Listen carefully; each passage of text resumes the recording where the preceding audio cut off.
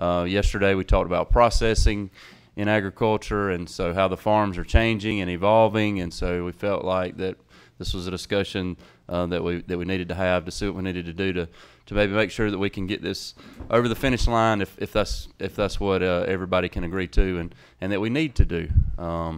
So at this time I'm gonna turn it over to Will Bentley, Jacob Matthews, Mike Giles, and Andreas, and I'm gonna just turn it over to y'all, and I don't know how y'all want to start. Mike, you want to kick it off, and we'll go down the line, and then probably have some questions. Thank you, Mr. Chairman, members of the council. It's a pleasure to be here. I'm Mike Giles. I'm president of the Georgia Poultry Federation. And as you all know, the right to farm has been legislation. If that's the right word for it, we maybe need to come up with a different term to really demonstrate what it is about. It's been an issue here at the legislature for the last couple of years.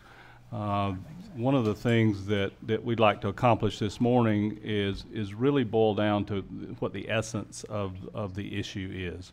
It's gotten really complicated in the last couple of sessions as the bill advanced through the legislative process. But at its heart, it is really about providing a safe environment for farmers to continue to do their work, but also have the confidence that they can invest in what is really expensive infrastructure in order to be able to produce food and fiber for our country. Look back, the legislation, the original legislation was adopted in around 1980.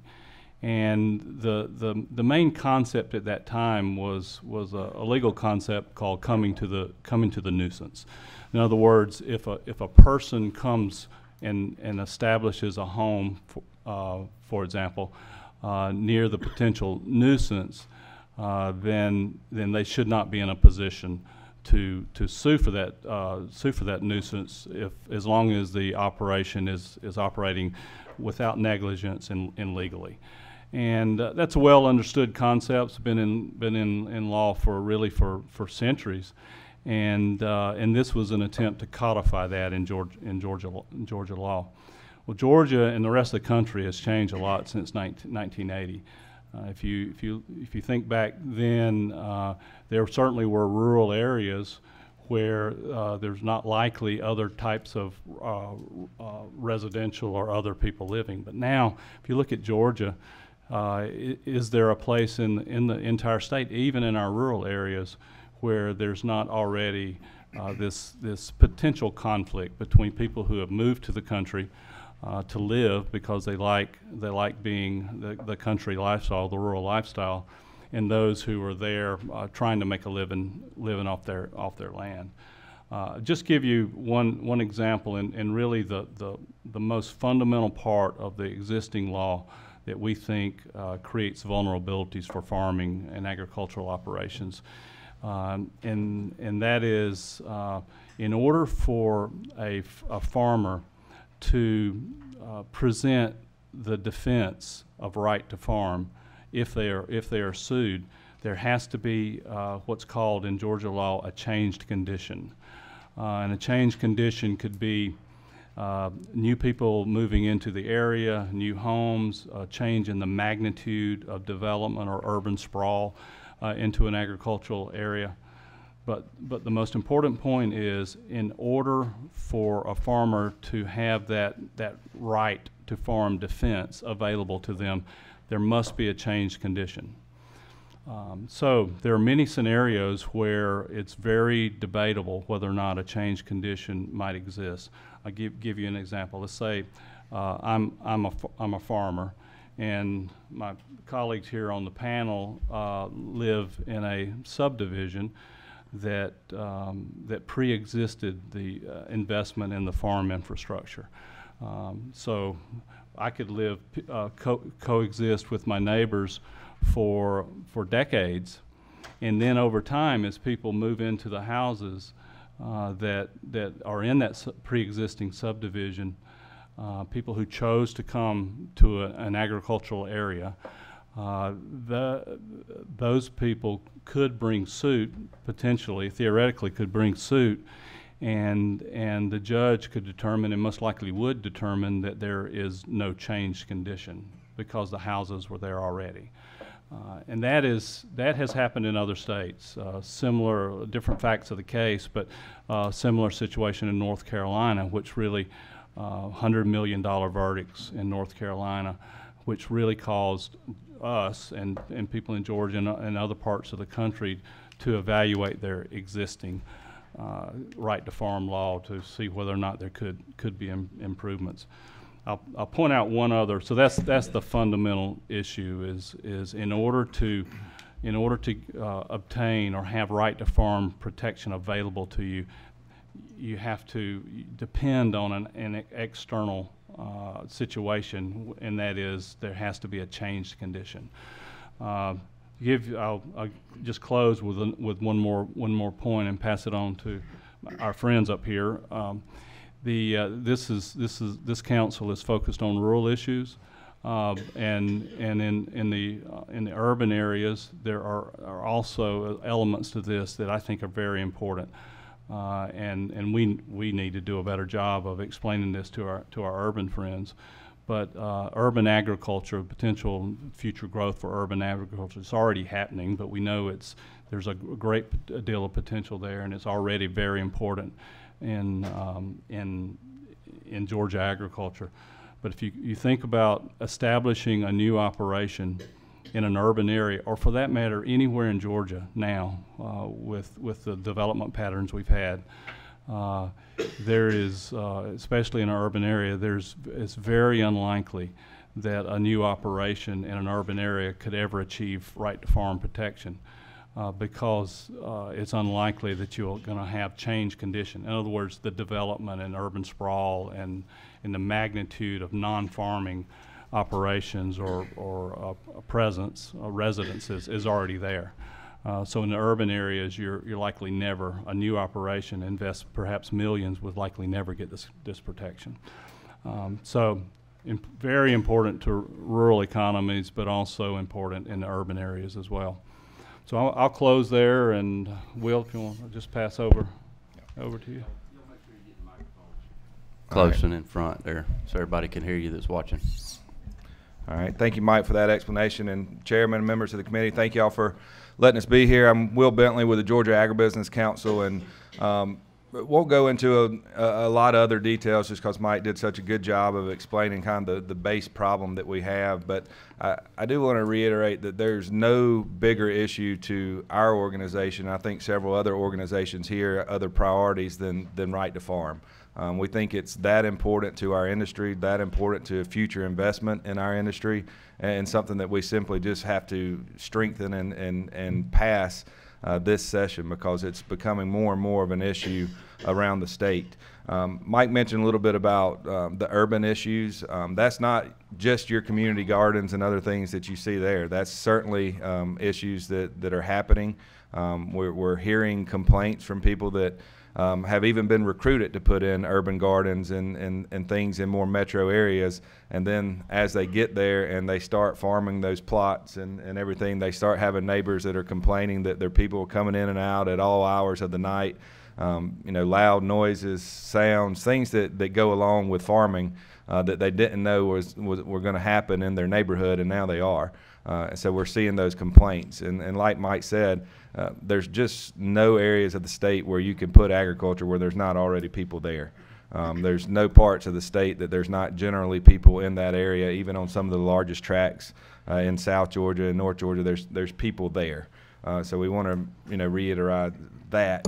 And we also we've seen a lot of investment in vertical farming, and we've had new members that have gotten into whether it's growing in containers or just vertical growth in more metro areas, and we certainly want those folks to be able to go to protect that investment, because they're looking at millions and millions of dollars in either greenhouse space or container space or whatever it may be.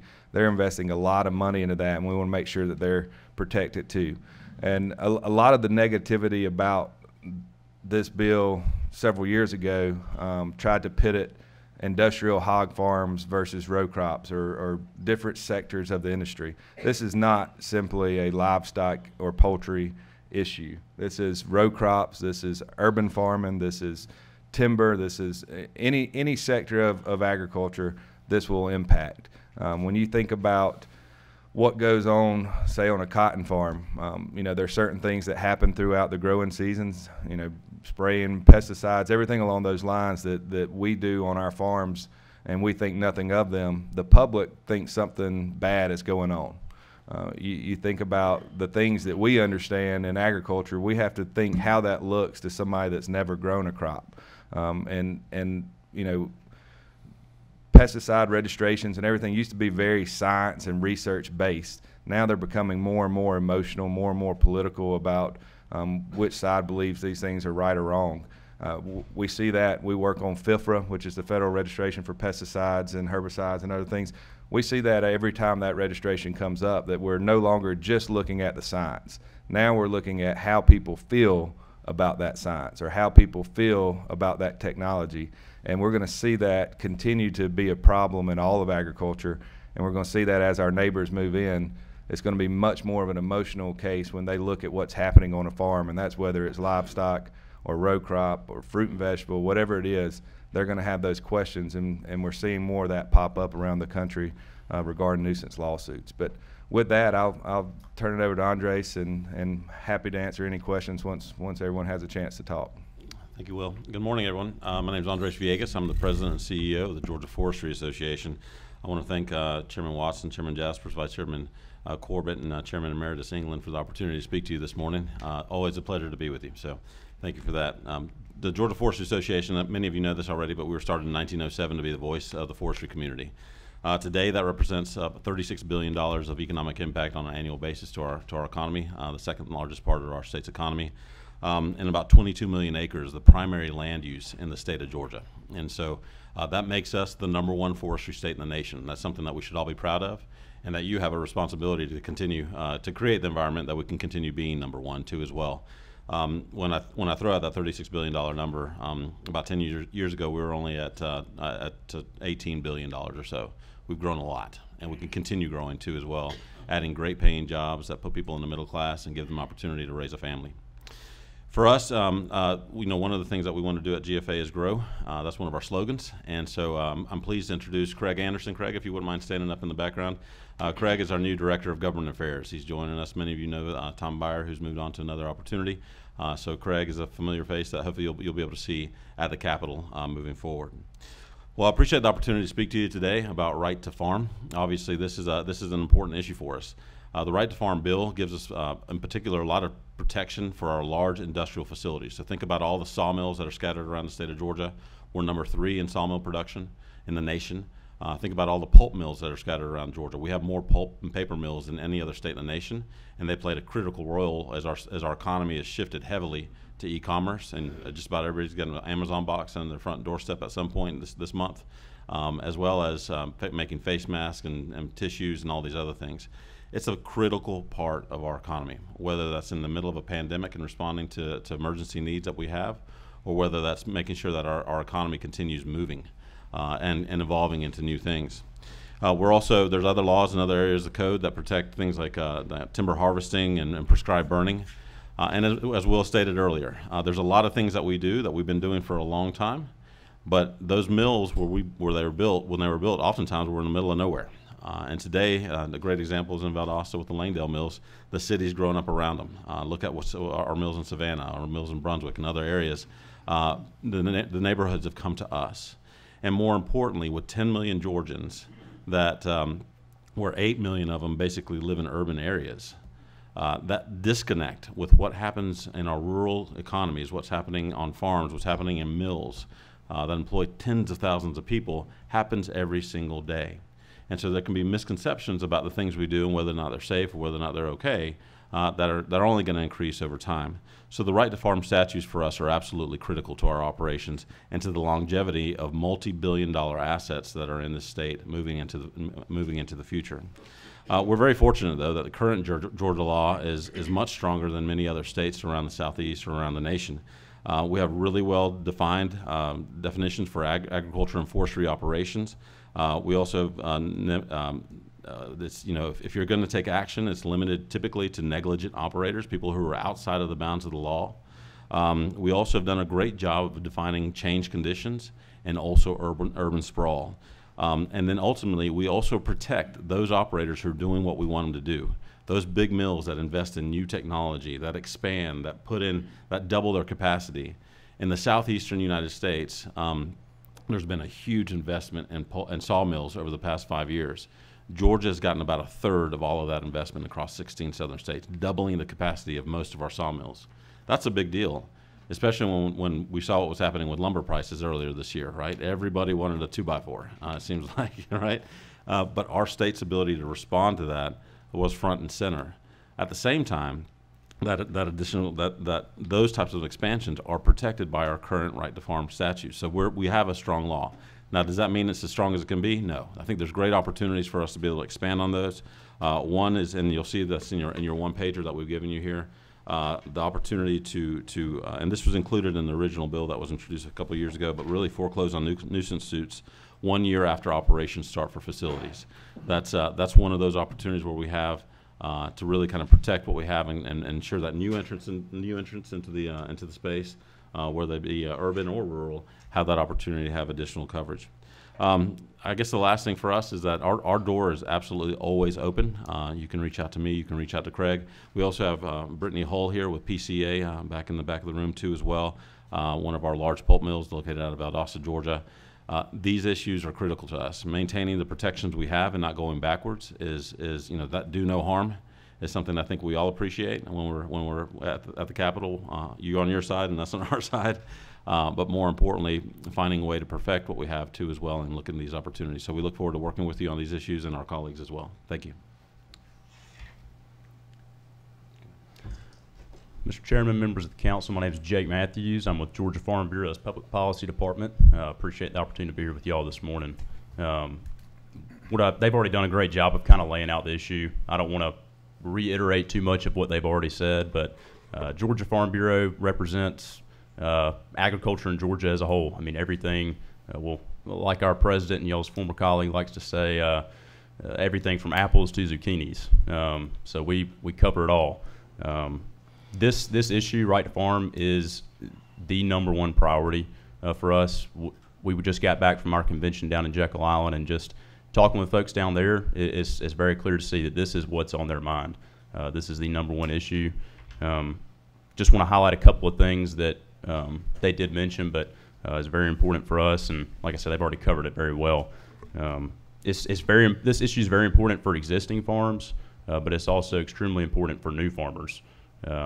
We want to ensure that we're closing these loopholes that they've already talked about for existing farms, but new farms as well. If we're trying to boost rural Georgia, increase prosperity in those areas, that's very important to make sure that the opportunity is there for people to come in, start a new farm, and make sure that they have protection and are comfortable doing that. The population in rural, the population in this state is growing, and like they said, is sometimes expanding into these rural areas, and that expansion is causing, that's the issue at hand here. So it's been misunderstood as something in the past as subverting clean air, clean water laws, all sorts of kind of crazy stuff, but we want to emphasize the fact that this is dealing strictly with nuisance. That is the only thing that it deals with. If there is someone out there that is breaking the law, is polluting water, doing anything like that, this does not deal with that. There are other avenues to fix those sort of issues. This deals strictly with nuisance. It's, like I said, it's the #1 issue for us. It's important for existing farmers, important for new farmers. I don't want to kind of go on too long and repeat everything they said, but very glad to answer any questions that y'all might have. All right. Well, I'll Chairman Perkle, you want to get us started? Well, I'll start. I guess I just wanted to, before I forget the thought. So our current law has strong protections in place, but one of the things I guess that we're all agreeing on is that we need to, the 1 year change condition needs to after 1 year, there's no suits that can be filed unless someone is operating illegally, improperly, breaking the law. That's one of the.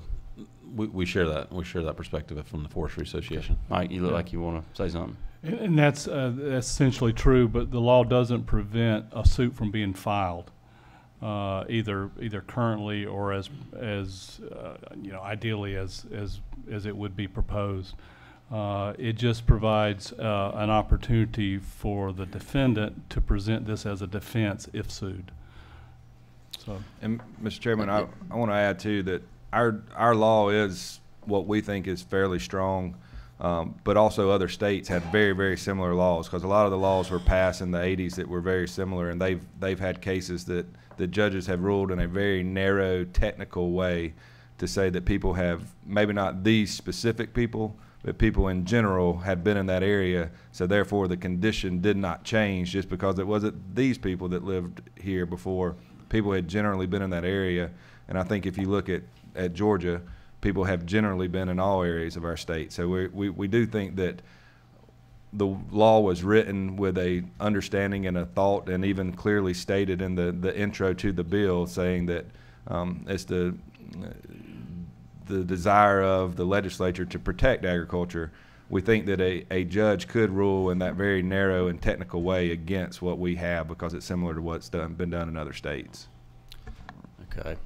And so I guess, and I know there's probably hundreds of examples and scenarios, and you don't want to go down a crazy path, but so if I'm we raise beef and we have cattle on the farm, but if my daughters decide to build a processing facility that we talked about yesterday on the farm, have I changed condition, or is that? Changed condition relative to the law, current and likely as proposed, is external to your farm. It has nothing to do with what you do on your farm. But you would have changed your operation fundamentally in some technical and narrow definitions there, so maybe some exposure with that change. Okay. Chairman Purgle. Thank you, Chairman Watson. So y'all brought some pretty interesting thoughts about the right to farm legislation that I actually hadn't thought about. So in a rural setting, that we were thinking of, smells and dust and maybe natural fertilizers and that type of thing. But you brought a very interesting point about the timing of applications in rural and in urban settings, because this is an ag bill and not just a rural bill. For instance, studies have shown that fungicide applications are more effective after dark. So you're able to get more fungicide to the root, to the bottom with the plant when the leaves pull away.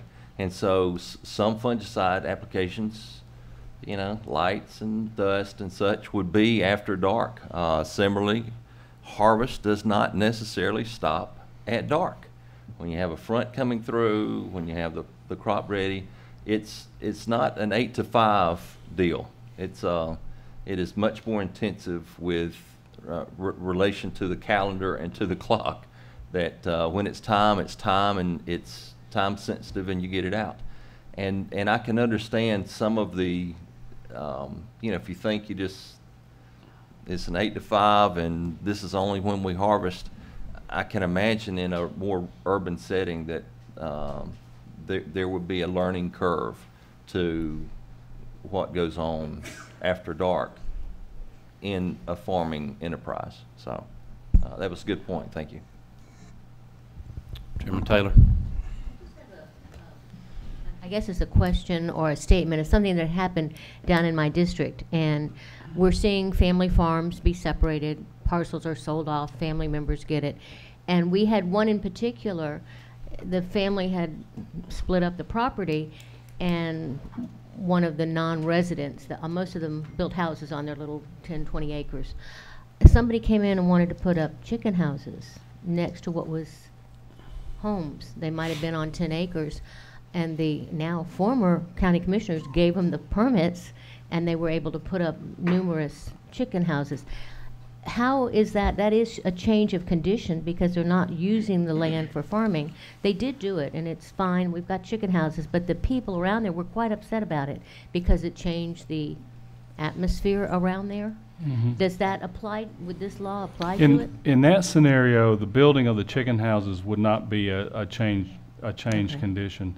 But I guess fundamentally, when you look at whether or not the development of agricultural operations like a chicken house are allowed, that really, I think, falls back on constitutional authority of local governments to decide where it's appropriate to build any type of it's agriculture. Frankly, the county doesn't even have any zoning. You're out in the country and you could do what you wanted, and they did, but it made some unhappy neighbors. I guess that would be what it was.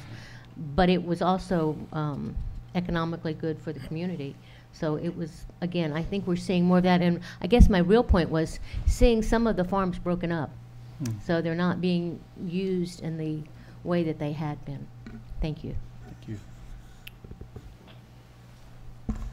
Chairman Cooper. I understand how the system works now, but it's confusing. And if that's what's in the bill, maybe it does need another name and another way of going at it. And I would suggest that you not put urban things together with the rural part, because, you know, and where I live, and everybody will be up in arms over it at the same time. So and it isn't the problem in what we have, even in in areas in Cobb County. It's not an agriculture thing, but a plant was given permission, had been there 20 years or so, and then the commissioners allowed a subdivision to build up right next to it. To me, that's the problem, is that who's there first? And it seems like there ought to be just some really clear protections that you were there functioning before somebody decided to move next door, or the commissioners of an area decided to let you build there. That's what needs to be defined, and that kind of protection needs to be put in to really make sure that you could continue to farm. Am I wrong? No, I think you're right, and that is essentially what the current law does. It deals with that concept of coming to the nuisance. Yeah, but it's confusing to people. It is. Yeah, it is. And we think that's the other element to this. We think that that all of the scenarios that could potentially be a change condition are very hard to define. I mean, we've thought about ways, you know, how can you improve the definitions, and then you think of another scenario that complicates the matter. So. I mean, it seems like to me we just ought to say, if you were there first, you're not breaking the law, and you've been operating, you know, under those conditions, you have the right to stay there and function as long as you don't do something illegal. Seems like it's pretty clear to me that that'd be a simple way to write it, and I'd certainly vote for it. You have one, or Chairman Dickey? Y'all share the microphone over there. Thank you. And Chairwoman, that is the problem we have. It's this bill is really protection from litigation. And when you get attorneys, how many attorneys are in here? Thank goodness. We can all give scenarios, and we can all talk and have good explanation on the ground, but when trial attorneys get involved, they can absolutely put farms and agribusiness out of business through litigation, and that's what we're trying to protect from. And these definitions, attorneys can just pick it apart and change it, and that's why it's been so complicated to get this bill passed, and it's why Chairman Walker and I did not push a bill last year, but we are working diligently as we speak on a bill that's coming this year. Chairman Walker and I both are going to have a bill and hope we can get it right, and I don't think we'll ever please the litigators, trial lawyers, okay. So that is what happened to this bill last time in the Senate. We got it through the House just fine, and then that's where it died 2 years ago over there. So we're working hard, and thank you for this group up here that's been working working with us and still are working with us to try to get a bill that will pass but be effective. I mean, there's no need for us to try to pass something that's just not going to be effective. So that's where we are, and thank y'all for all the help and the support you get. But it's going to take everybody to try to get this bill through. I support the bill. Thank you guys for moving in this direction. I want to follow up a little bit on Representative Taylor's comments that had to do with farms breaking up in a little different directions. Anybody, maybe this is David's question, I don't know, concerned about these rich software companies gobbling up these large farmlands, and how that might lead possibly to the looming food shortage that we got? Do y'all want to tackle that? I'll jump on that one. Yeah. Yeah, that's Chairman Stevens. That's a great question, and it's actually, since really the 2000s we've seen, or 1990s we've seen a huge shift in land usage in the state of Georgia and in the Southeast in general, but Georgia in particular. As we from the timber side, companies that were vertically integrated like International Paper, Georgia Pacific, that owned a lot of timberland in the state, Weyerhaeuser as well, made decisions to sell off those assets and spin them off into other companies. Some of those were driven by taxes. Georgia has the highest timberland taxes of any state in the Southeast. You guys have done a lot of work to help us get that down, but it's still the highest in the Southeast. And we all know that carrying costs are, when you have a lot of assets, they're considerable to your bottom line. But what we've seen is a new wave of changes that are coming, and they're coming fast. A lot of them driven around carbon. And so if you look at the folks that are getting in this space, in particular from the oil and gas sector, their capex is enough to buy the entire forestry industry in the state in the United States in 1 year. And so when companies like that need to find offsets fast, we're a rich target because our trees grow really well in the state. We've got a lot of them, billions and billions and billions of them. And they don't necessarily look at it as a timber resource that's going to feed mills and generate exports and lumber for housing and all these other things. They look at it as a carbon sink that they can use for compliance and offsets and things along those lines. It flips on its head the entire concept of investing in land to grow a crop, whether that's for food or for fiber or for the other things that we have in the state. It flips it completely on its head because the investor's not looking for that. They're looking for a new asset, which is carbon. So I think it's very important for us as we continue down this journey of policies and market mechanisms to address climate, that we keep a very close eye on what that can happen. Because someone who owns timber that just wants to leave the trees alone, that's not good for our industry. It's also not good for our environment. We understand and we see when we look out at those massive fires in California and other places, what happens when you leave it alone. And a tree that's not harvested means that we're not building with wood either, which is not good for our state. If we're the #3 lumber producer in the nation, that's not good for our state. So we've seen a big change already that happened from the 1990s until today, and we're bracing for what could be another really massive change too as well, and making sure that it doesn't mean that if there's new owners that bad decisions will be made. It does mean that we need to do everything we can to help them understand what sound management, sustainable management looks like, and how important that is to our economy in the state of Georgia. Thank you. Bye. Pleasure. Chairman Stevens, can I add to that? I think several years ago you saw some of the richest people in the world buy farmland in Georgia, and then you saw them quickly exit. So I think that tells you a little bit about how hard it is to farm. So I think how expensive it is if some of the billionaires that own some of the biggest companies in the world can't make it work on paper. I think that just shows the importance of protecting our industry, because it's a really, really hard thing to do, but it's really, really important to our whole society, and especially to our state.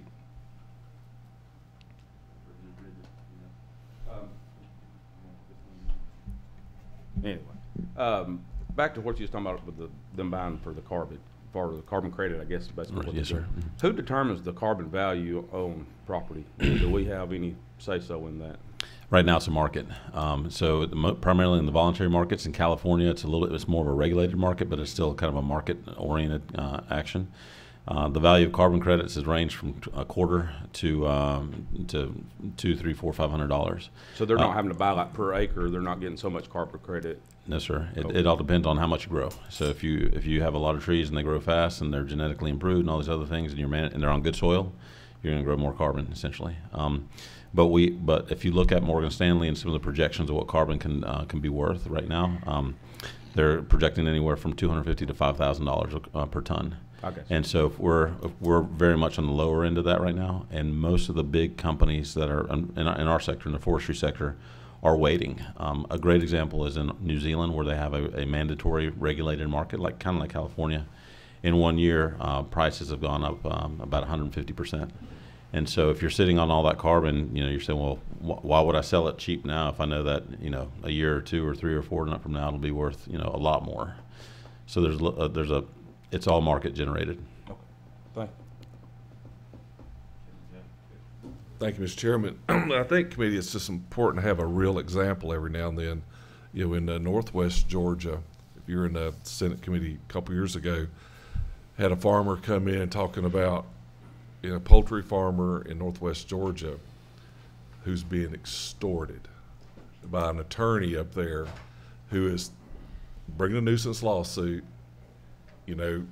puts the farmer in having to get an attorney to defend it, but they'll settle it for $50,000. And that has been a repetitive thing going on up there with an attorney. And this is what I hope passing this will prevent. Because these are family farms, 3 chicken houses, 6, not 40. But that's something that's a real thing that's going on there. And Chairman Cooper, your idea might be the simplest, but it's pervasive in our area. Anybody else? Dr. Bridges, comment? I'd like to ask a question. Do solar farms fall under right to farm? It really frustrates me to see prime Class A farmland Thank you. being turned into solar farms. I just wondered, it's a solar farm. Does it fall under this legislation? What is agriculture is pretty well defined in here, so I'll just see if there's a place for it to fit. I'm scanning it, but I'm not sure that it is, actually. It's not currently in the definition of agriculture operation. Representative Williams? Put sheep under the solar panels, raise it. Does it then become an agricultural operation? If the sheep are the cause of the nuisance, probably so. Representative Williams? Thank you for that question, because it raised something else. How can we be so upset about folks buying up land, do nothing with, and say nothing about thousands of acres of farmland being covered with solar panels? I mean, it's kind of hard to justify one against the other. I'm passing them more and more and more. And is not that certainly a part of the looming food shortage? We can't pick and choose problems. I'm sorry. Yes, sir, Representative Williams. I agree with that, and also just to add to that comment too as well. Our forests are also provided more than just fiber. It's wildlife habitat, it's air, it's water. About 6.5 million Georgians depend on forest to filter the water that hits the streams that then go into the intakes for our communities in North Georgia. And so it's fundamental to our survival at the end of the day, to be able to breathe and drink water and also eat and do other things. So, well, yes, sir. I agree with you 100%. But you made a statement that you shouldn't have land that's not being used, harvested, etc. But that's exactly what happens when thousands of acres have solar panels on them. I was just trying to see, what's the difference there. I just hate to pick it. If we're going to do it, let's do it where everybody gets a taste of the bread. And I just see a big exemption there that's going to get bigger and bigger and bigger because a lot of farmers who's catching it, somebody comes up and said, I want to lease your farm for X number of dollars for X number of years so I can put solar panels on. There goes some more food, because they're going to take it. I mean, I know some farmers that have taken it, and others wondering why they hadn't asked them yet.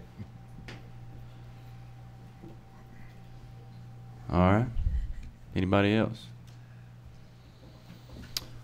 All right. Well, I don't see any more questions. Y'all, thank you for being here, and look forward to talking about this a lot more going forward with Chairman Dickey and Chairman Walker. It's an important issue. So thank y'all for being here and appreciate what you do. Okay, next up in our discussion coming up is the emerging industry of oyster hatcheries. And unfortunately, for the last year or two, our oyster farmers have not gotten to come to the Capitol and give us that lunch we have with oysters and seafood from the coast, and we sure miss it. But we look forward to hearing from you guys and what's going on in our and what we can do to help you.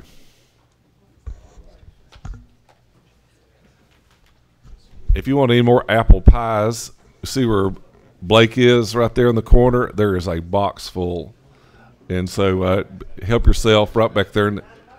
Not anymore? Oh, okay.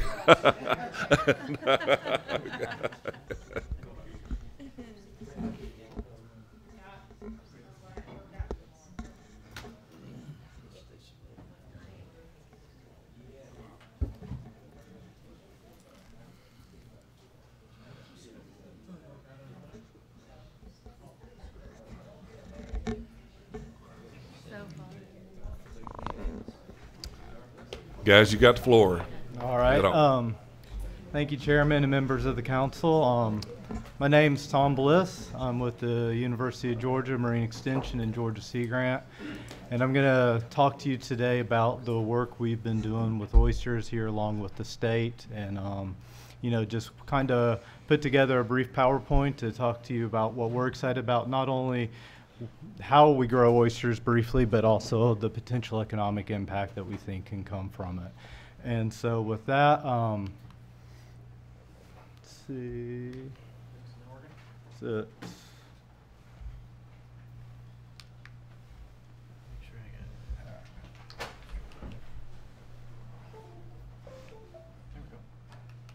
all right. Sorry. Thank you.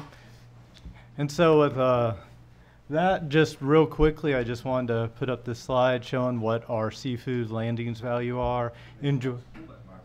Closer. Little closer? Yes, okay, sir. I can do that.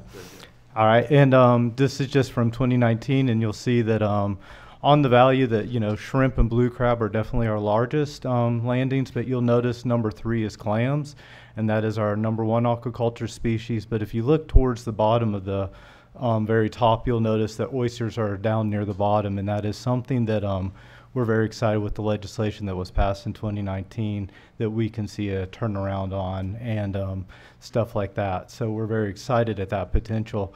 And just a little bit of background on clams before we get into oysters. Our first commercial operation started in 1990.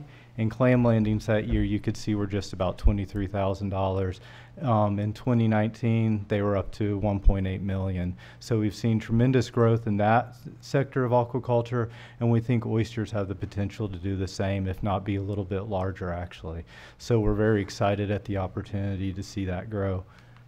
And just if you're not familiar with our natural oysters, they're wonderful animal to eat. They're great, grow well in our waters, but they grow in clumps. And when Georgia led the country in oyster harvest, it was for the canning industry, so we didn't care what the oyster looked like. Today, the demand is for a nice single oyster, and really that is what people want. And to do that, you've got to go towards a more aquaculture intensive, gear-driven process, and also using hatchery-produced seed.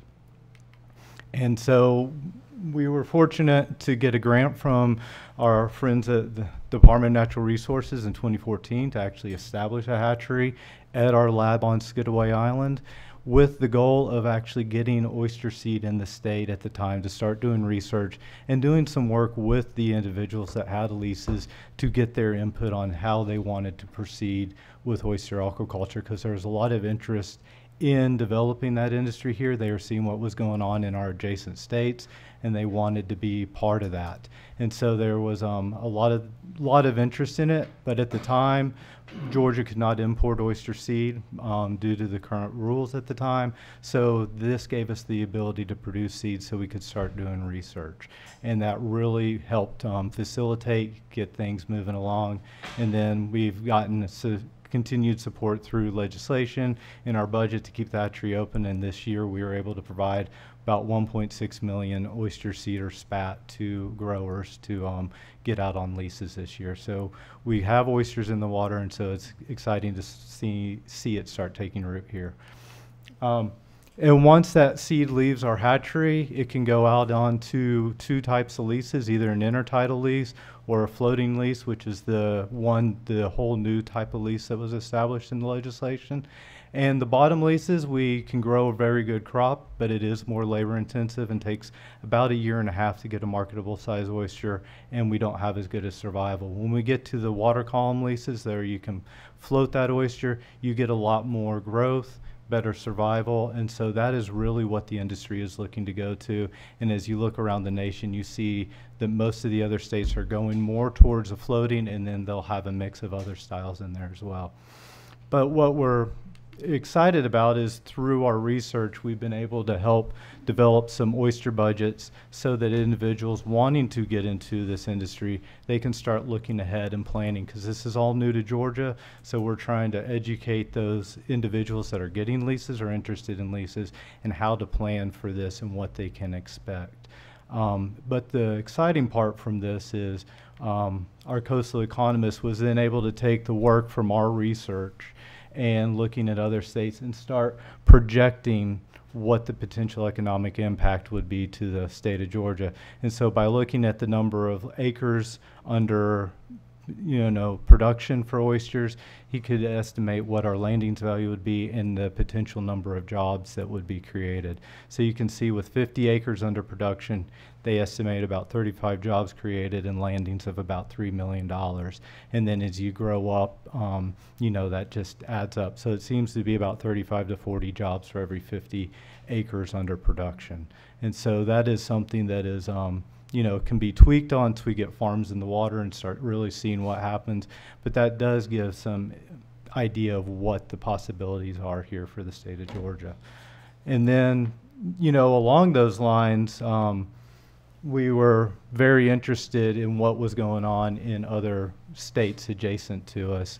And Shauna Jones with our Institute of Government, she couldn't be here today, but she and her colleagues started looking at when other states in the southeast started to pass oyster legislation and what their landings value were and how their leases are structured like that. So you can see North Carolina was early. They started working on oyster legislation about 30 years ago. They now have landings about $4 to $5 million annually. And you can see Florida and South Carolina came around in 2000. They're both in that $3 to $4 million range, and Florida is really doing a lot of work now because of the loss of Apalachicola, so they are pivoting heavily towards aquaculture at this point in time. So you've been able to see that growth in that state as well. And then you'll notice the next one down is Virginia, and I'll say Virginia is definitely, when you look at the East Coast, they are a state that has taken a lot of time and support to get that industry to grow. They completely overhauled their oyster industry in the early 2000s. They actually shut down production for a year and went heavily into aquaculture. And you can see that just in about 15 to 20 years, they're now up to over $40 million a year in landings in Virginia. And then probably in the southeast, the one most close that represents Georgia and what the potential is Alabama.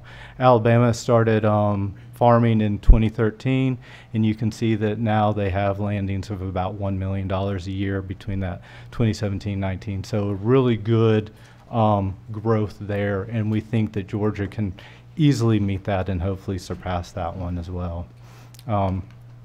And with that, the other thing that drives, the amount of oysters is where the leases are and how the leases are put together. So this is just what Shauna put together, looking at how different states handle leases and if there's support in those states from a state-supported hatchery and information like that. And you can see that it runs the board. Every state does it a little bit differently, and I know it's not my forte, so I'm glad Doug and Dominic are here to be able to speak on behalf of the leasing ways and what they see for the state of Georgia.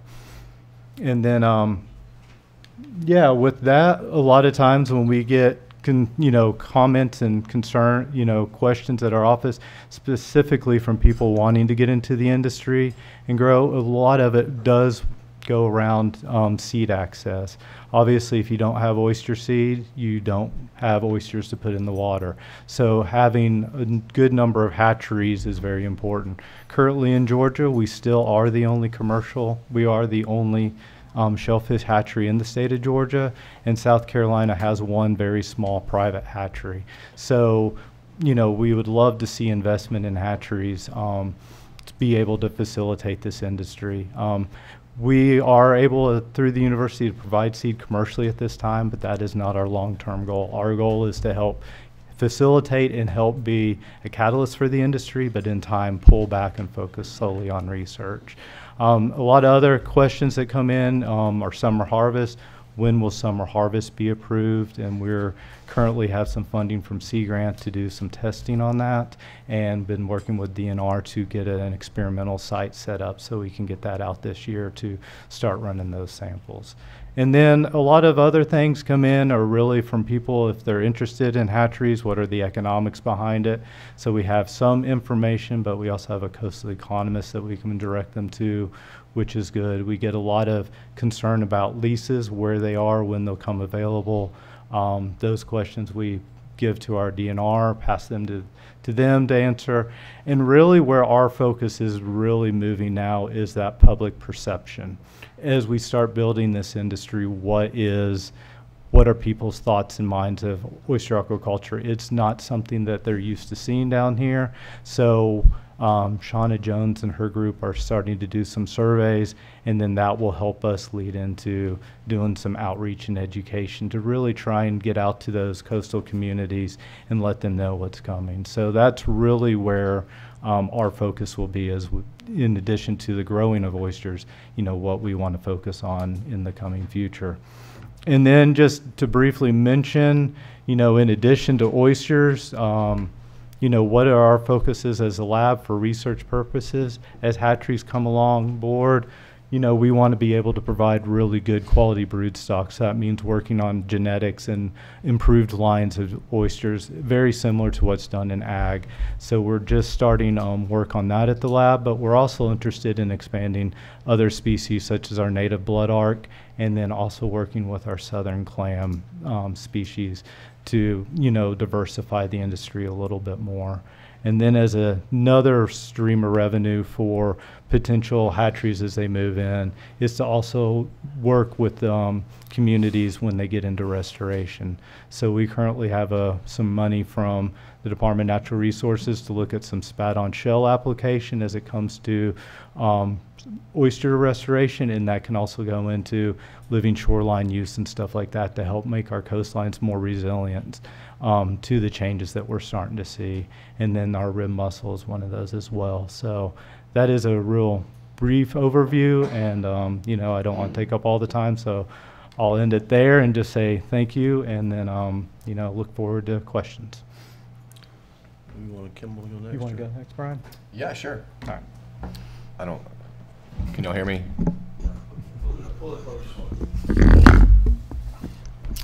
Good morning, y'all. Thanks for having me. My name is Brian Rackley. I am, I'm several things. I'm going to go over those quickly. The first is I'm a partner at a restaurant in Decatur, Georgia called Kimball House. We are an 88-seat restaurant in downtown Decatur. We've been open since September of 2013. And one thing that we've been very good at executing is the service of raw oysters, cooked oysters, just shellfish in general. That has created a lot of opportunities for me, and I think that they've been really important in getting me to where I am now, because for us, one of the biggest hurdles was was distribution of shellfish, and we found a lot of flaws in those distributions, and so we started working directly with a lot of shellfish farmers, and that's created a lot of like lasting great relationships for us personally, but it's also taught us a ton. And we've just learned a lot about what shellfish farmers are doing, what their needs are, what their expectations are, and a lot of what their problems are. At the restaurant in general, I kind of want to throw some numbers at you. It doesn't necessarily have to mean a lot to you now, but if they rattle around, then good. Maybe something will remind you of them later. So far in 2021, and this is in spite of like a pretty bad Q1. Q1 was still like pretty grossly affected by COVID. But we've sold over a couple 100,000 oysters at our little restaurant this year, just raw oysters. I don't know if you had your TVs on this past weekend, but I think we're all tired of losing to Alabama. But our #1 seller was actually an Alabama oyster. And it was diverse after that. It was a Massachusetts oyster, a Washington oyster, and then in fifth were the E.L. McIntosh oysters from Ernest McIntosh on our coast here in Georgia. And that's in spite of them being closed for most of Q3. So I think what we have here is promising. The demand for Georgia shellfish is completely built in. And it's kind of a scenario where once we can kind of get out of our own way, we're going to sell a ton of Georgia oysters. We just need to get to the starting line, and it looks like we're making progress. So I look forward to seeing where we are this time next year. The other thing that I'm a member of that I hope we can use to accelerate, Georgia oysters just in general is I'm a founding board member of a regional nonprofit called Oyster South. And what we do is a lot of it is cheerleading. We raise awareness, try to create events and causes that perpetuate the popularity and sale of southern oysters. We do a big fundraiser every year.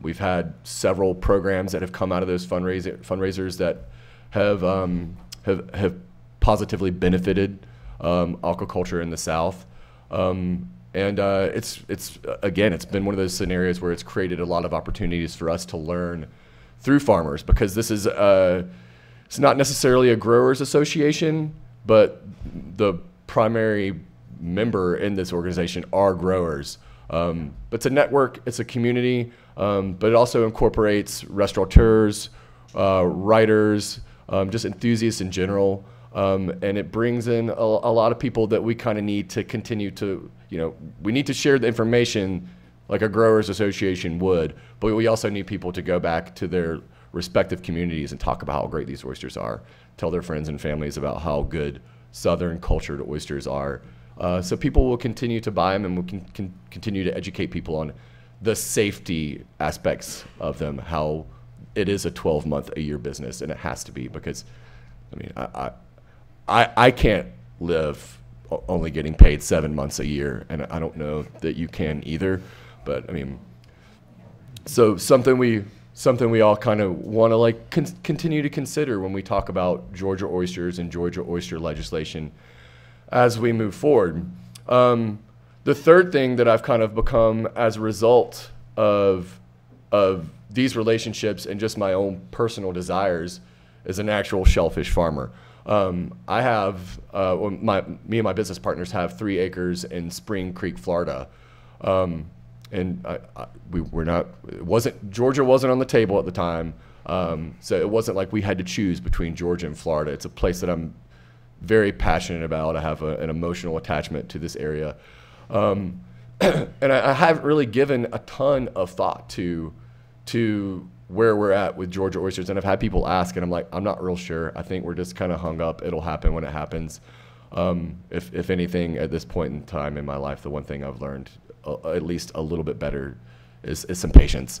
So I'm just like, yeah, I have a little patience. But anyways, I got a call from a peer that was very interested in Georgia aquaculture recently.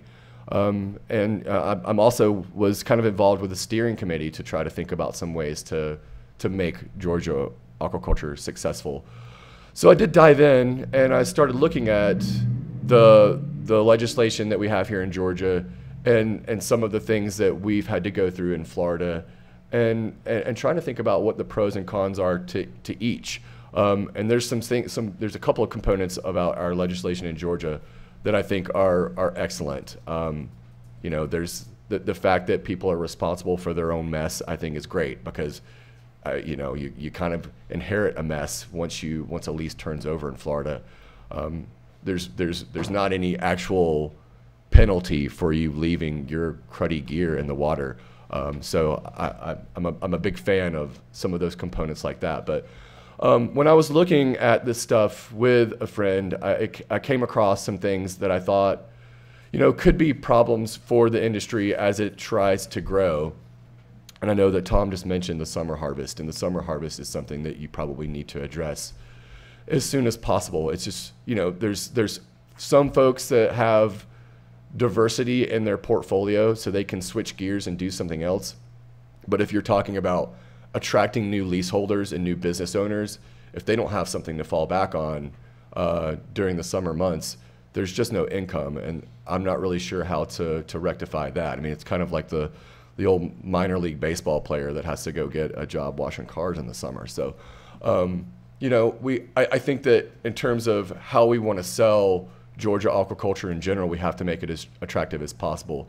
And being able to do business year round is something that I think is going to be very important to potential leaseholders. A couple of other things that I saw that I think that we should be wary of is, number one, the instrument of proof for the money that is going to be required. So they're saying that it's going to be, CRD has suggested it's going to cost about $75,000 to start an oyster farm. And that's completely accurate. I mean, if you farm oysters for any given period of time at all, you're definitely going to spend $75,000.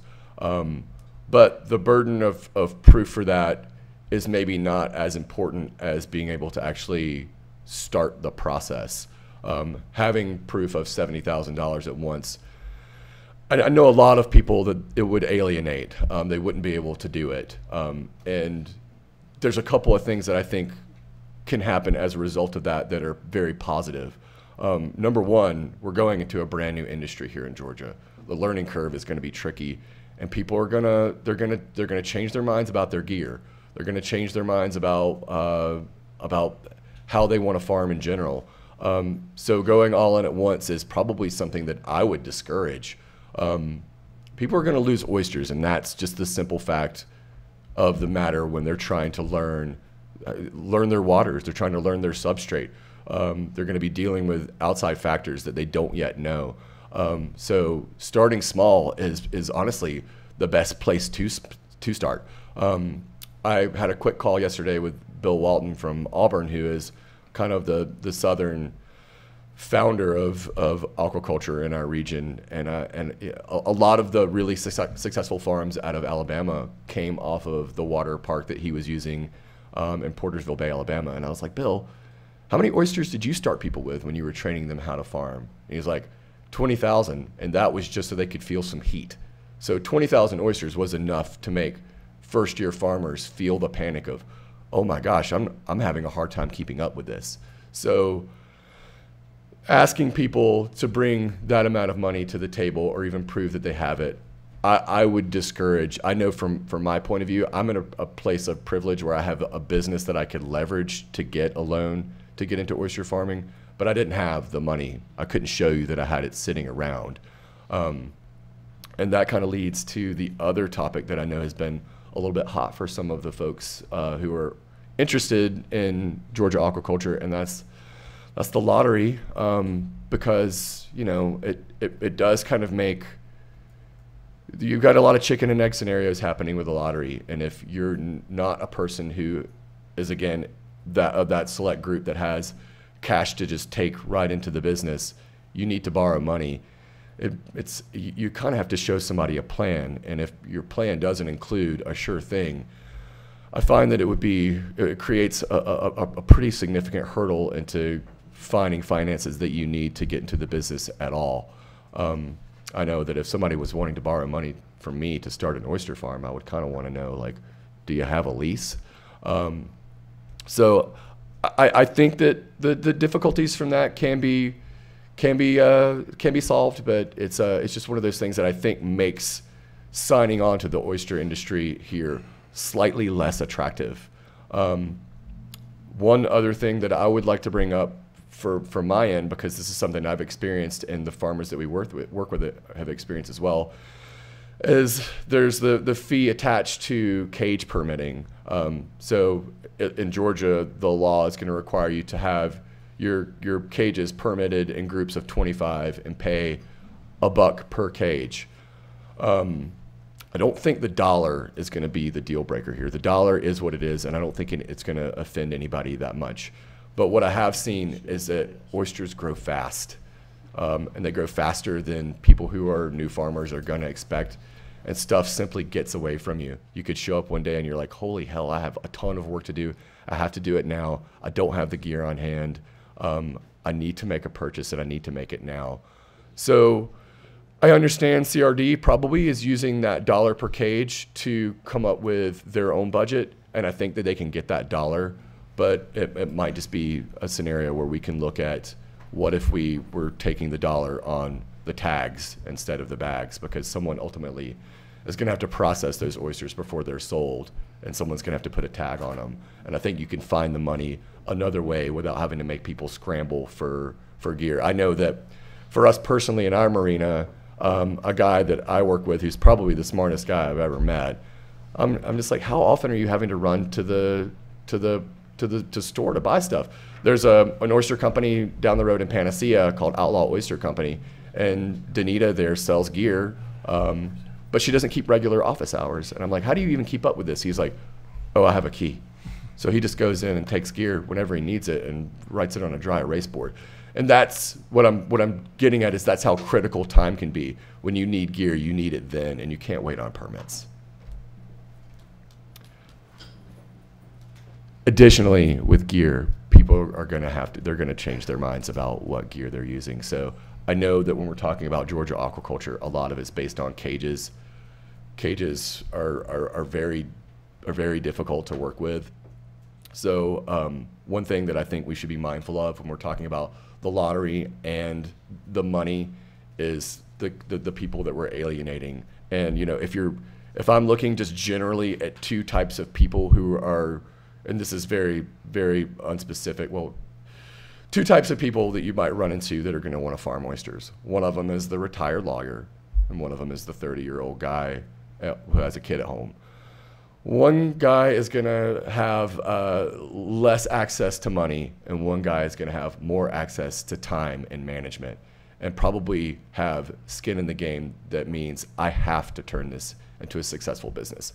I've seen over the years between Oyster South, my farm in Florida, and just knowing people in the business, that there's a lot of folks that sign up for this that it turns out that this is just harder than they thought it was going to be.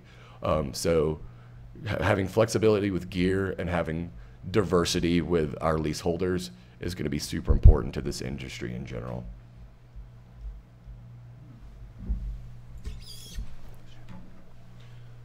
Thank you, Mr. Chair. If y'all have any questions, I'm happy to make something up. Catch them at the end. Okay. Thank you, Mr. Chair, members of the council. My name is Doug Haymans. I'm the director of the Coastal Resources Division in the Georgia Department of Natural Resources. With me today is Dominic Guadagnoli. Dominic's going to be giving you a presentation in just a moment. He is the program manager for Shellfish, and it's boots on the ground every day for Dom, so that's why he has accompanied me. I want to begin by thanking you for 501 back in 2019. You know, Georgia's laws had originally been written for wild harvest, and they were in place since the 30s and had been amended over time, but 501 was a sea change which would allow for the growth of mariculture. So thank you for that. It wasn't a straightforward, easy process, but I tell you what we did do was go in, and we heard this an awful lot, was we need to do what South Carolina's doing, or we need to do what Florida's doing, or vice versa. That's what we did, was we went to our neighboring states, we asked them what worked, what they wish they would have done from the beginning, and what would they do if they had it to do all over again. And a lot of what was incorporated into 501 came from those other states and the practices that they put in place. I also wanted to mention the fact that Tom didn't mention that this is a partnership at this table, right? The Department of Natural Resources is the regulatory arm, and we work with the growers every day in making sure that that they implement things. If you think about it, oysters are one of the very few animal products that we consume raw on a daily basis.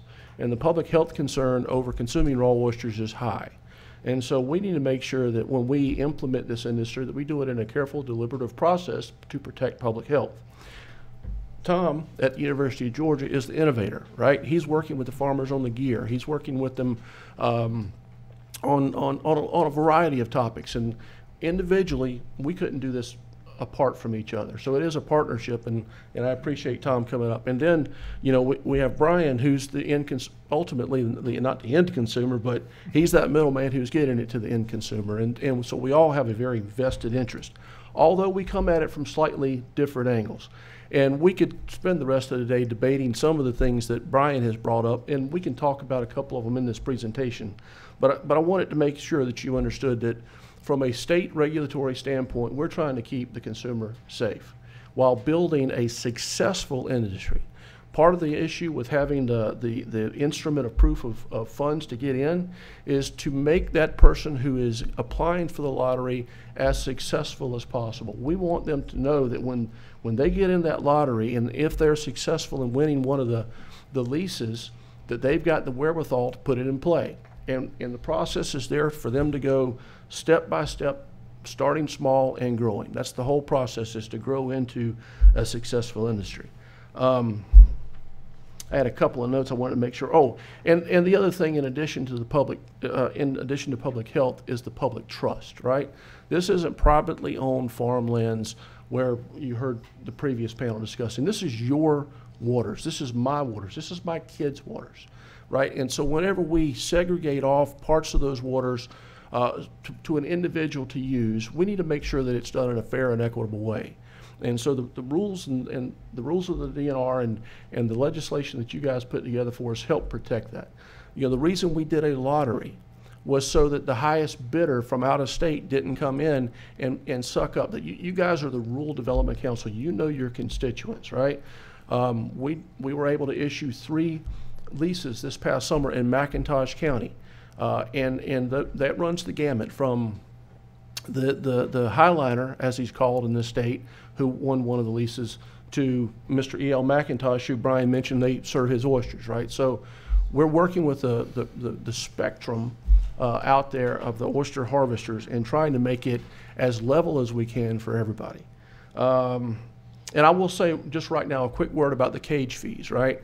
So it is $1 per cage in the legislation.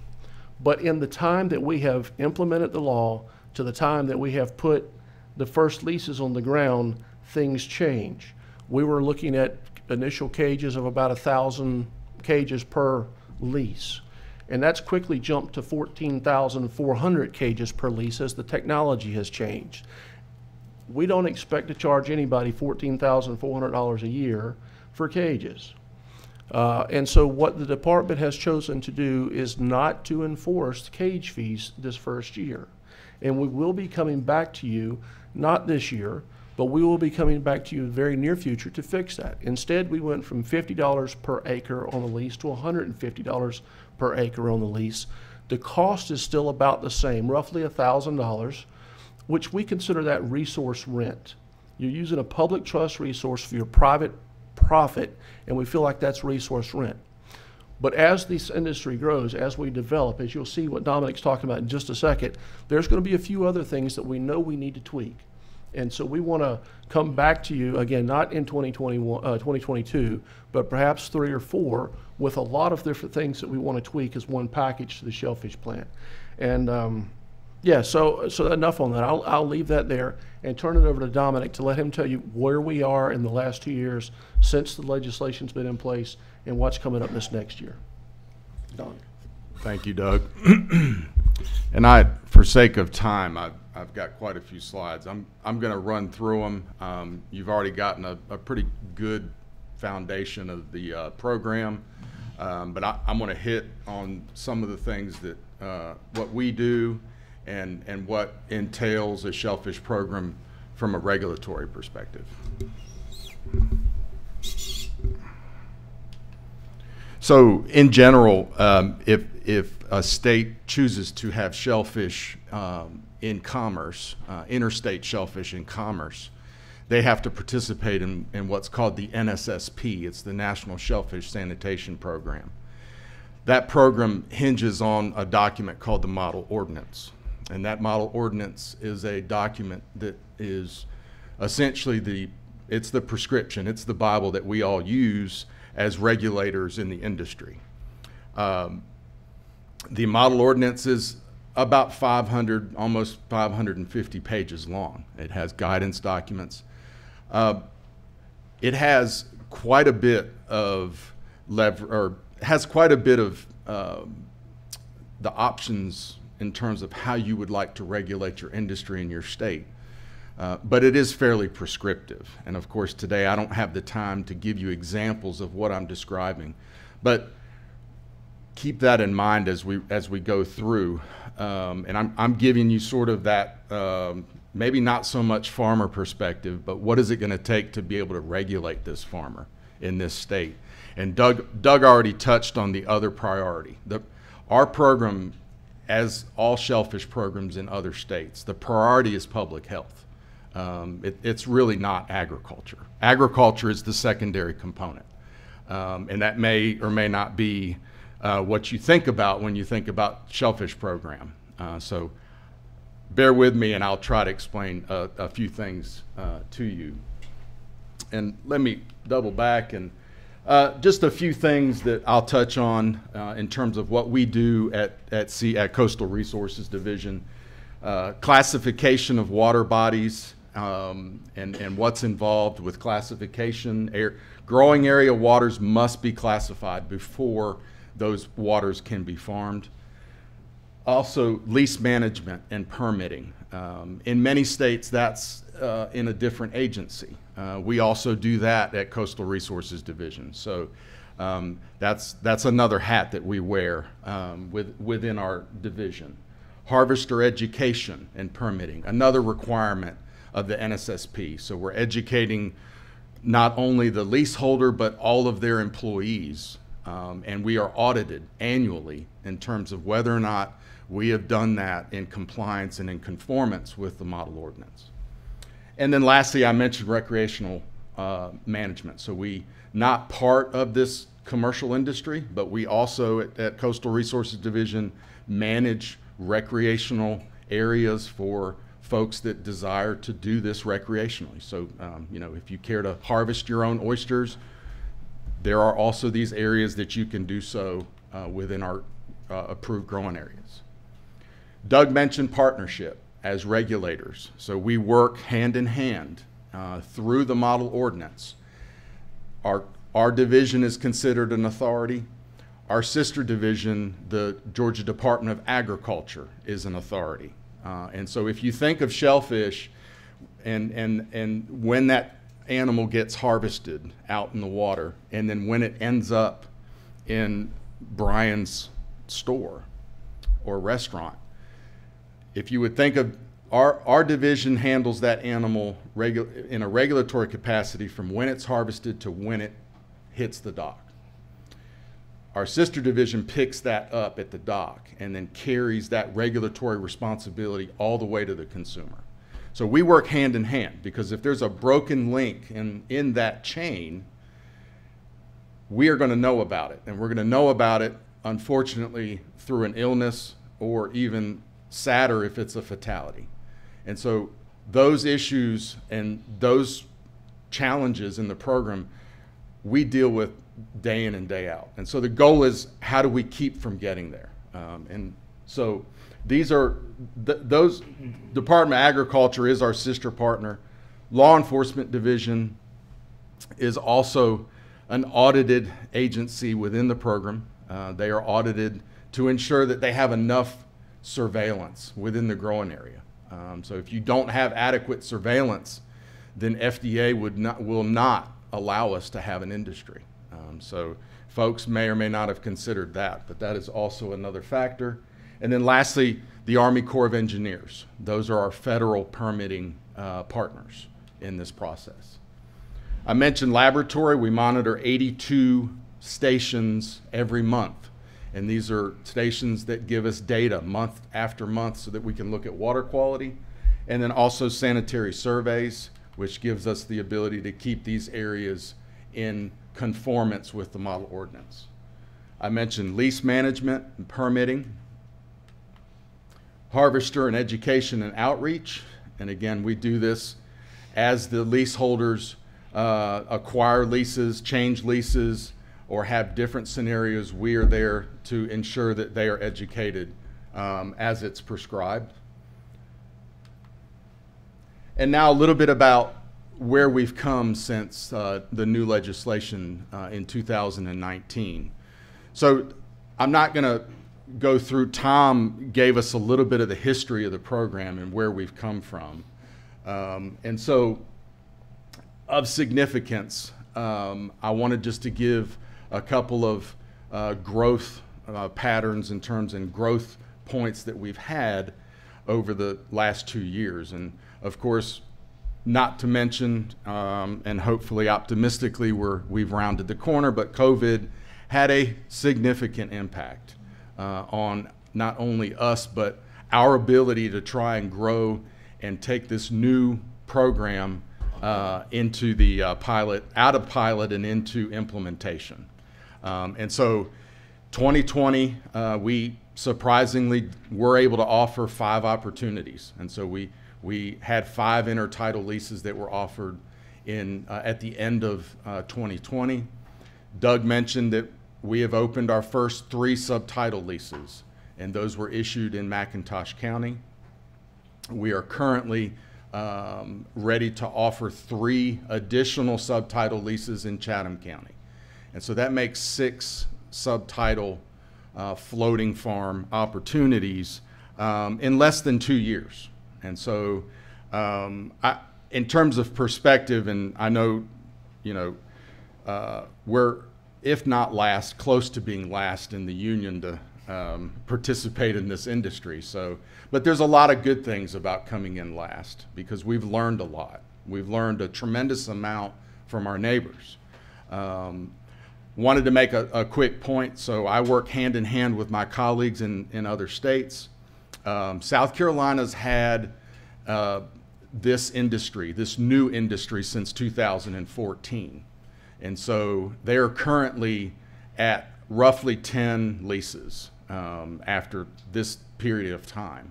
So if you look at that in retrospect, I think we're doing fairly well in our state because apparently, you know, what we're learning is it takes time. You don't get to Virginia overnight. And this isn't a house that we can build with the wrong foundation. So that is the point I want to reiterate, as Doug mentioned. A couple of things I want to make of note. The 3 leases in McIntosh and the 3 leases in Chatham County. Both of those have a mariculture zone associated with those. So we are taking an extra step to deal with what Doug had touched on, which was the public trust. These mariculture zones will be marked using the resources that we have been given through the legislative process. These areas will be marked with pilings and signage.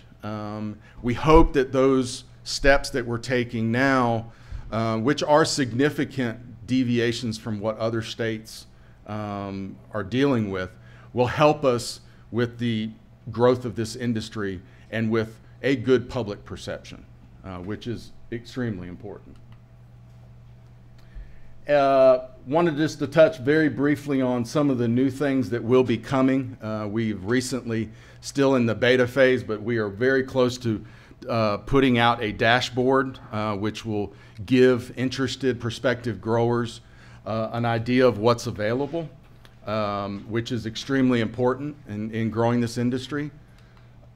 We've also started, as of almost 2 weeks ago, during our public meeting, we presented a survey that we have now put out for interested growers to contact, to fill out the survey. Let us know what your interests are. Are they for intertidal water bottoms, subtidal water bottoms? We want to use this information to guide us in the future, so we can direct our resources and use that feedback from those that want to commit to the industry. And then briefly, just a mention on some of the challenges. So permitting is a challenge in every state with this industry.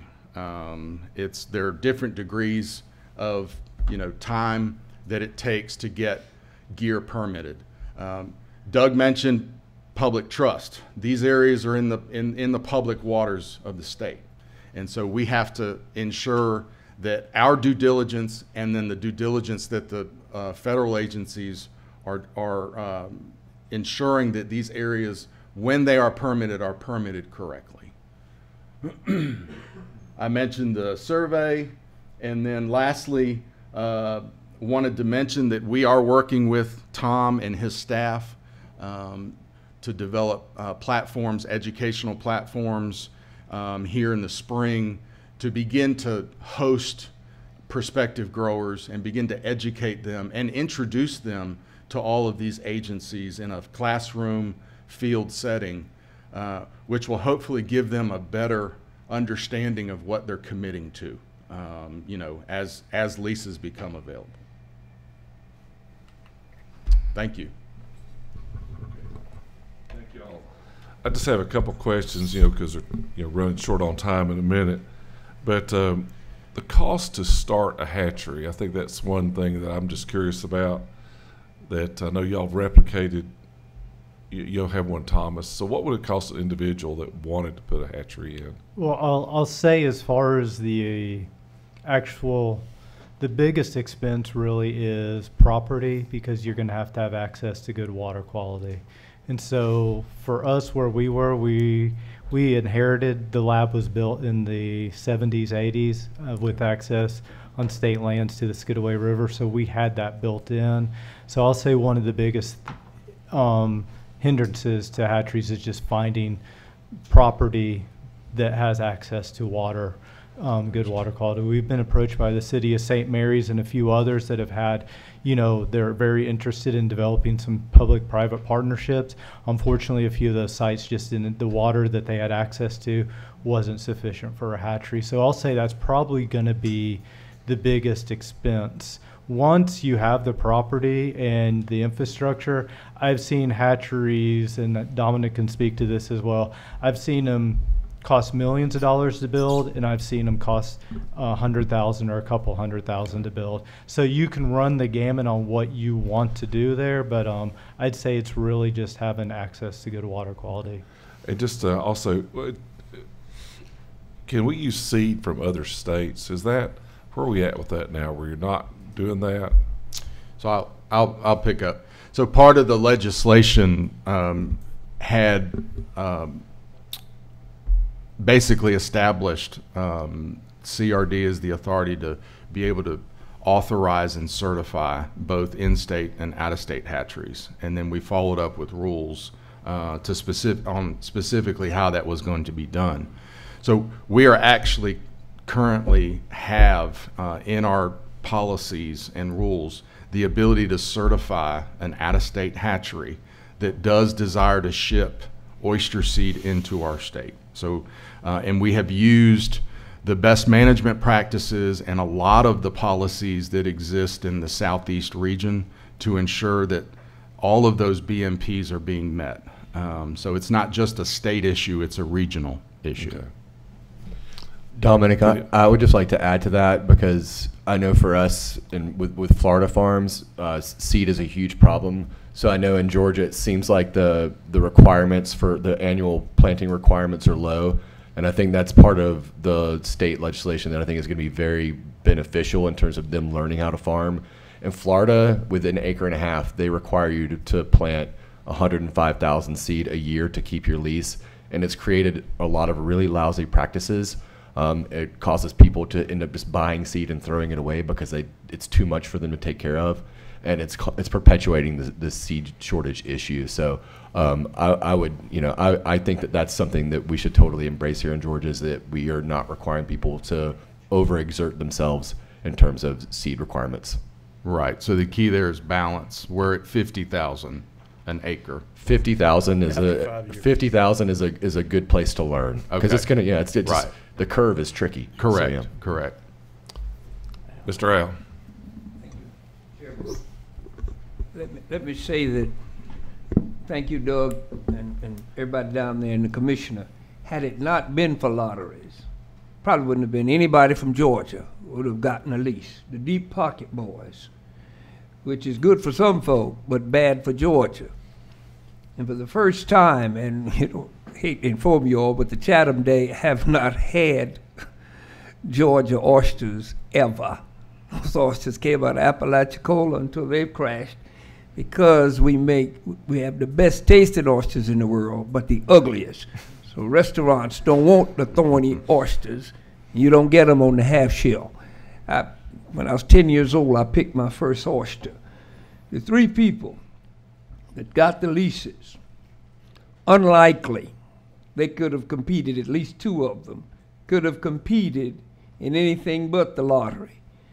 And as far as the learning curve, I'm putting my money on them, because when you 3rd generation oyster man, it's just like going to a new crop in farming. You might have to learn about the new crop, but you know the basics of farming. So you're way ahead of folk who are out there trying to learn it from scratch. And Sonny Timmons' boy, Jerome, who got one of those leases, you walk behind your daddy carrying a sack of oysters with fisherman boots on, coming out of a bog. If you can do that, you can do anything. But it's going to be good with the water flow that smooths the shells of the oysters and make them restaurant quality. That's the key. But to look at and sit down in some fine restaurants, I'm coming to your restaurant, never been, but we're coming. I sit down in a restaurant in Georgia, and all of the oysters are offered from out-of-state oysters. I'm sitting there from the coast of Georgia eating a Massachusetts oyster is sacrilegious. So I'm waiting a little while. But you guys have gone about it right. You've looked at how not to do it. And I predict that your numbers are going to be exceeded. As far as the financing, and the folk who had trouble, a lease is like a franchise.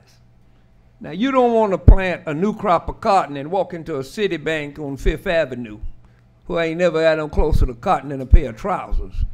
So when you walk into a lease on a coastal bank that understands potential, you can get the money. The money is available because all of a sudden you have something valuable, because when it starts rolling, that $75,000 is a pittance, as you now have a McDonald's franchise in a great location that is one hell of a sellable item. Thank you for what you do. And just to make sure, that's not you're bringing 70,000 or 75 to the table.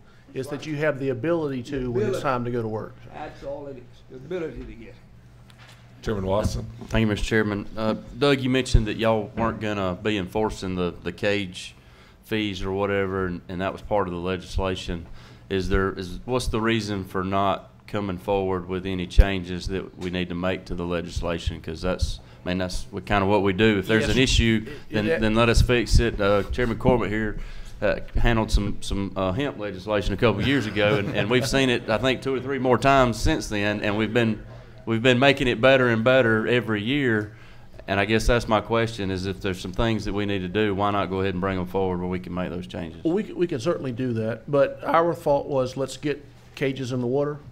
Let's let these guys produce. Let's see where some of the other issues are and bring them back to you as a comprehensive package, rather than piecemealing it. You know, we've talked to DNR leadership and to law enforcement, and everybody's okay with not enforcing that particular part of the law. And so let's get through this first year, see what else comes up. If you'd like to, I mean, I'm not going to say no, thank you, yet please, but I'd rather bring it as a comprehensive package in 2 years or so. Let's see what else needs to be done. And I guess one more quick question. I guess part of what's happening in Florida is they didn't kind of go slow and take things like we're doing it, and the industry just disappeared, and now they're suing us for something that they did. And so I guess I appreciate us being slow and being careful, because I don't want this happening on the Georgia coast, you know, because So- being a farmer, I'm suffering from some of those consequences that Florida's done to themselves. Right. I certainly don't want to say that we've put the cart before the horse, by no means, because any sort of publicity begets good publicity. But the pressure that's been applied to the industry, to the non-industry, to get started has caused some growing pains, and we haven't even gotten going yet. It's good that, you know, Georgia oysters are the top of mind for everybody, and we want to get there, but I want to make sure we get there in the right way. And so I appreciate your patience in allowing us to do that as well. Mr. Ron? I mainly just wanted to give kudos to the Coastal Division. Whenever you've got something new like this, you know, it's just like the farmers with the farm bills, and the people move in next door to them, bitch and moan about encroaching and the smell and that kind of stuff. Well, boaters were there first, and that created a real collision course, if no pun intended. But you had boaters that had traditional anchorages that were in direct competition with these potential areas that was a $1 million industry. Well, boating is a $1 billion industry. My little boat's 500 gallons of fuel alone, and it typically runs 1,000 or more. Yeah, small boat. My point is the department took this thing head on. They had people from all over the world that came in to Little Brunswick, Georgia, to voice their opinions, and the department worked through it. So we've got both industries that are going to be able to work together, and both are going to survive. And I just want to give them a plug. Ms. Darlene, please. Just real quick, how long does it take to get your first harvest, and what is the quality? So first harvest, we can say pretty good with from the time that oyster is spawned, which is typically in April, May, June of each year. You can have, at a good site, you can have an oyster that you can sell within 10 to 12 months. So it's a year, and the Southeast is very fortunate, and Georgia has really good water quality. Our warmer waters, our oysters grow pretty much year round, where if you look to the Northeast, it's a cooler water. It can take, in some areas, 2 to 3 years to get a marketable oyster. So we can have very fast growth, which is good. And that opens up benefits, but it also opens up some, you know, problems of just making sure that you're keeping up with sorting your crop and keeping everything in the right order. But yeah, it's a very good, we're in a very good area for growth. And the quality of the oyster? The quality, our oysters, as Brian mentioned, the Yale Macintoshes sell very well at his place. And we've been fortunate enough of being involved with Oyster South and other colleagues. We've actually sent some of Georgia oysters up to Massachusetts once, and a colleague of mine presented those with southern oysters. And because of the saltiness in Georgia, they were actually preferred in the of the southern oysters. When you're in Boston, the Mac Daddy of oyster area, the northerners actually like the Georgia ones the best for a southern oyster because of that salt. And if you wouldn't let me add, you know, just because this is kind of how I pay for my kids' daycare, is, you know, Georgia oysters do hold up. I mean, you can eat raw oysters from Georgia next to stuff from Washington, Massachusetts, anywhere in New England, and you're going to be excited about it. There's a lot, like I said, the industry is basically built in. As soon as these things are ready to sell, there's going to be people ready to stroke checks and serve them. So that's not an issue at all. Quality is entirely based in terms of presentation, and the final quality of that oyster really depends on husbandry. And that's why I think one of the things that's going to be tricky is for people to sort of figure out how to manage, you know, 50 to 100,000 oysters in a series of cages, because you don't just deploy the oysters in the cage and then wait for them to finish. They've got to be split. They've got to be tumbled. You've got to change the size of the bags. There's a lot of work that goes into this process to make sure that at the end of the day, it is a quality oyster. And that's why that's another push for summer harvest, because oysters do tend to grow very fast in the summer, and if you've got a lease that's full of material that's growing quickly in warmer months, then you're kind of against the wall with a lot of heavy lifting in terms to make sure that those oysters still look good when the season opens back up. Mac? Thank you, Mr. Chairman. Can you hear me? Okay. I'm not familiar with oysters. I go to eat with Representative Williams a lot, and he introduced me to oysters. But you said that oysters grow naturally in a cluster. So when you start farming or you start using the seed, does this eliminate the natural growth of the clusters? Are they still there? And what is being done with these? No, it does not impact. So where the leases are being sited, they're not over natural leases. As far as the floating leases, they're not over natural reefs. And the reason why our native ones grow clustered is because when oysters spawn in the springtime of the year, in Georgia, the only good substrate for an oyster to really attach to and grow is another oyster. So in the natural environment, when all those oyster larvae are swimming around and they're ready to set and cement themselves in place, they search out those areas that have oysters existing. So what we do in the hatchery is we set that oyster on an individual piece of really small shell, and that's the only time that oyster attaches. So by putting it as a single into the aquaculture gear and with proper husbandry, keeping it clean, you can grow that up as a single oyster, and it does not impact the wild beds at all. So we're leaving that in place. Thank you. Thank you. Doug, I just got one question. Kind of following up from what Brian has asked, I think 3 times, about summer harvest. I mean, I think he's made a good, point that there's a need. Where are we at on summer going that harvest? way? Yeah. So it's certainly allowable through the legislation that was passed. Once we have established growers who have proven track record, and we're thinking that's a year or 2 into the process, then we'll begin to move those folks who are interested in summer harvest into summer harvest. Okay. But because the regulations and the handling of that oyster is so much more critical during those hot water months, Sure. we feel like they need to prove to us that they can handle the oyster during the regular months. So my thought would be once they're in production, we're probably 2 years in production for each individual before they can apply for. Okay, just want to make sure I got that clear. And just a real quick comment to Representative Taylor. Sorry. Ask your fellow Chairman Burns, because he had Ernest McIntosh's oysters night before last. And he was commenting, we had oysters 2 nights ago with several folks, and he enjoyed them very much. So. Do you mind if I ask, shouldn't it be as Chairman simple Corbett as here. just applying some time and temperature regulations to the legislation? I mean, It- that's what every other state does. And that's what the model shellfish ordinance does, is applies time and temperature. Cool.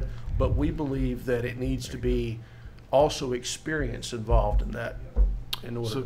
So, and again, Doug touched on a very important item when we started this process. Everyone said, try not to reinvent the wheel, and we haven't with this issue. South Carolina, we're almost mirrored with South Carolina. South Carolina has a closed season permit just like ours, and they also have minimum requirements before you're permitted as a summer harvester.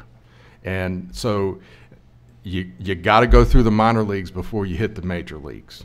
And so I think everyone would agree that you don't want a grower that's starting to harvest his oysters with time temperature regimes for less than 2 hours from harvest to refrigeration, and then trying to figure out, how am I going to do that? How am I going to make that happen? So from an established grower, no problem. But if you've just started harvesting oysters, you've got to figure out all the fundamentals of how to safely get your product from the water to a cooling regime. And the difference of doing it right and doing it wrong, the stakes are tremendous.